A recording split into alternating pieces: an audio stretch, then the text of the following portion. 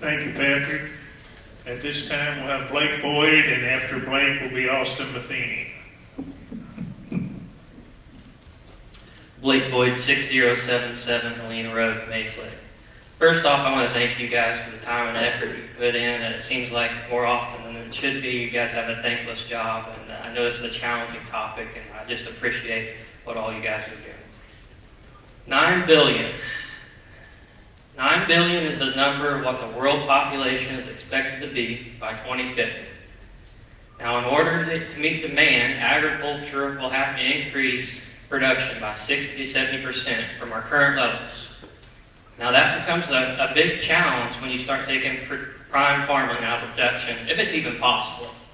And as it stands right now, with several thousands of acres, the Mason County contracted for industrial solar, that it hits home the fact that, there's a lot of experts that really believe in the future it's not going to be our energy or our technology that's the focal point of society.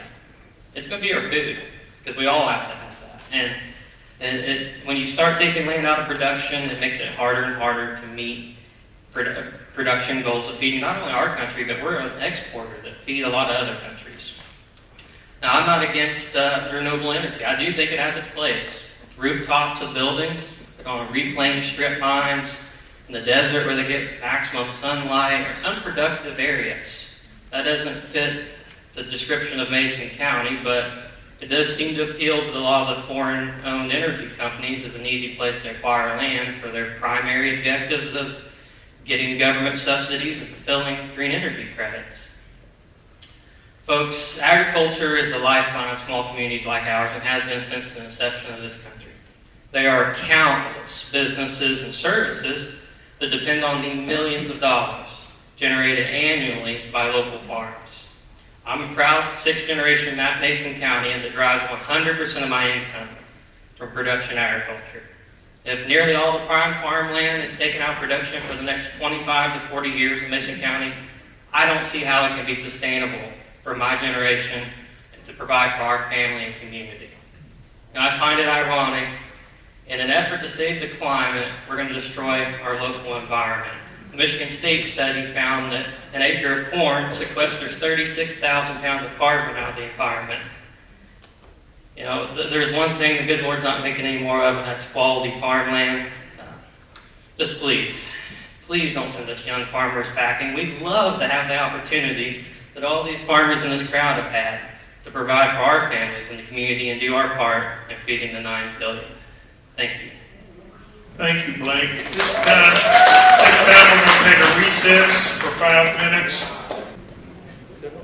At this time, we'll have Austin Matheny come to speak, and after Austin will be Steve Clary.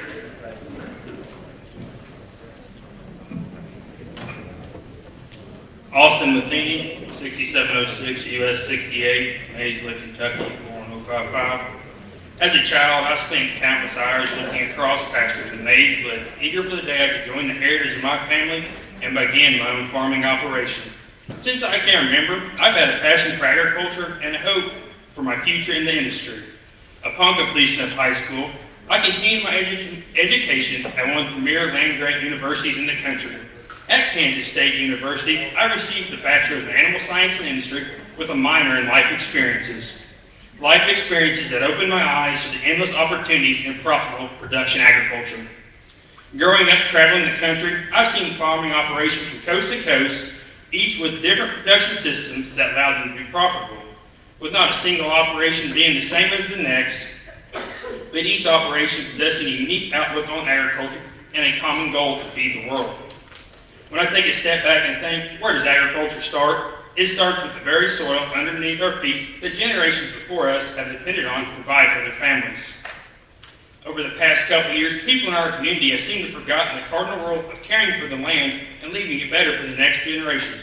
With tight margins today, you can't stay idle in agriculture and say, our operation has always done it this way, and this is how it will always be done. Yet people have done it for years and resist the thought of change. These same people who have resisted the change have taken a progressive outlook on agriculture are the same ones who went head first when large corporations started waving flashy contracts with the hopes of becoming profitable, To these same individuals, I ask, why haven't you taken advantages of technology and modern farming practices to turn your operation profitable before now? President Dwight D. Eisenhower once said, farming looks mighty easy when your plow is a pencil and you're 1,000 miles from a cornfield. If I had to guess, these large corporations couldn't tell you much about agriculture and only see the land as a tool to hopefully pad their pockets. The reality is that a farmer and a steward of the land who ultimately provides for both you and me. In a community where I've always heard growing up that there aren't many young farmers coming home to take over the family operation or start farming, are the same voices who don't lend a helping hand to young farmers. With all this land being proposed to be destroyed, I can only imagine the young farmers in our area who have been eager to begin the path to successful production agriculture, but they haven't been given a chance. To the farmers who are eager to sign up for land for these destructive services, I encourage you to reach out to young farmers who want to carry on the tradition of production agriculture. To the committee making the decision, I urge you to understand production agriculture is a vital resource we have in Mason County. These short-sighted plans from the solar company are not what we need to make our community profitable. Keep the land that is zoned for agriculture purposes zoned for what it's exactly meant to do. Thank you. Thank you, Austin. At this time, we'll have Steve Clary come, and after Steve will be Charlie Boyd.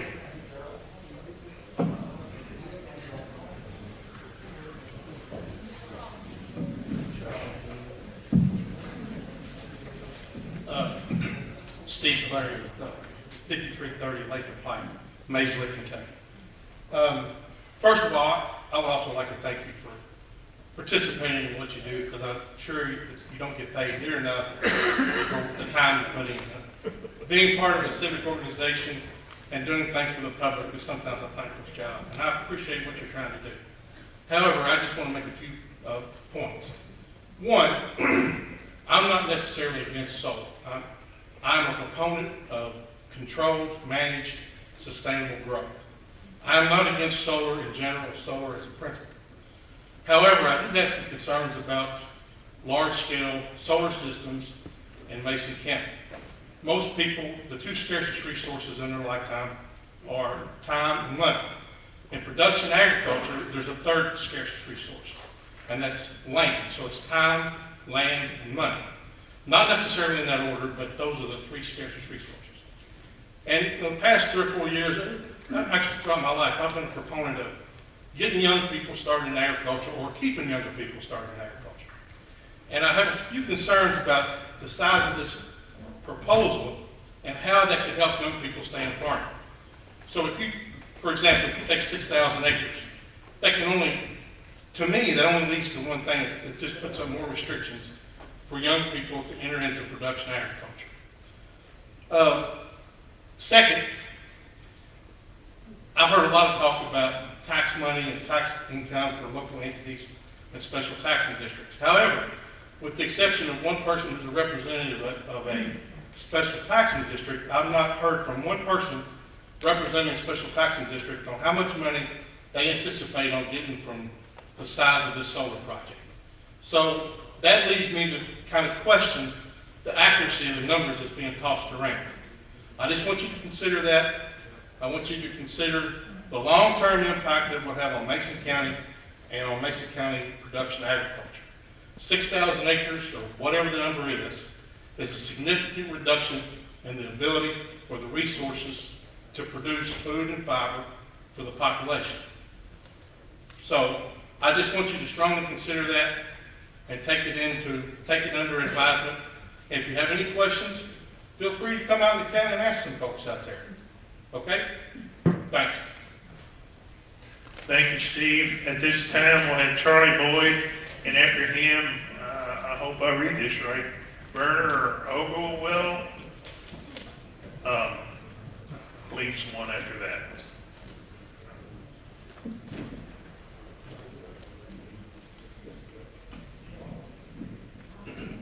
I'm Charlie Boyd, reside at 6077 Helena Road in Maysville. First, I'd like to begin in thanking each of you for serving. I've had the opportunity to serve on many local, state, and national boards, and all of those have been a voluntary position, so I know you're overworked and underpaid and totally understand that. sincerely appreciate your dedication and time you've put forward up to this point. We only got 3 minutes, so we're going to keep this brief. This thing's not very complicated. We have special interests from foreign countries that have consumed retiring farmers who, in most cases, kids do not want to come back to the farm. Not all, but in most. And then we have inspiring young agriculturalists that you just heard speak. Now, if that doesn't get your blood pumping, you've got a problem. Agriculture has the greatest opportunity for success in the next 50 years than we've ever had before. And I was traveling Tuesday night, and I could only hear bits and pieces of some of the speakers. And one he alluded to beef cattle production, and I actually didn't even know he owned a beef cow, but maybe he did some research. But if you want to know some facts about beef cattle production in Kentucky, Kentucky ranks 8th in the United States in beef cattle production out of 50 states. That's pretty impressive. First, east of the Mississippi River. Guess where Mason County ranks in Kentucky? In the 45th percentile. The window of opportunity for added growth and success is huge. But it takes talented young people with the ability to adapt to change and technology. We can't farm like our grandfather and great-grandfather used to farm. That's part of why some people are in this predicament. Now on solar, I'm not against solar. I almost put a farm in solar because we didn't have electric there. But industrial solar consuming thousands of acres in prime farmland is the problem. And I get the opportunity to travel quite a bit. You know, there's no way you can call them solar farms. They're not solar farms. They're solar cemeteries. They're thousands of acres garnished with black panels, penitentiary wire, and some shrubbery. Well, that's impressive. That's just what adjoining property owners want and need. The question is, well, it won't devalue your property. Are you kidding? What planet did you come from? Folks, that's the problem.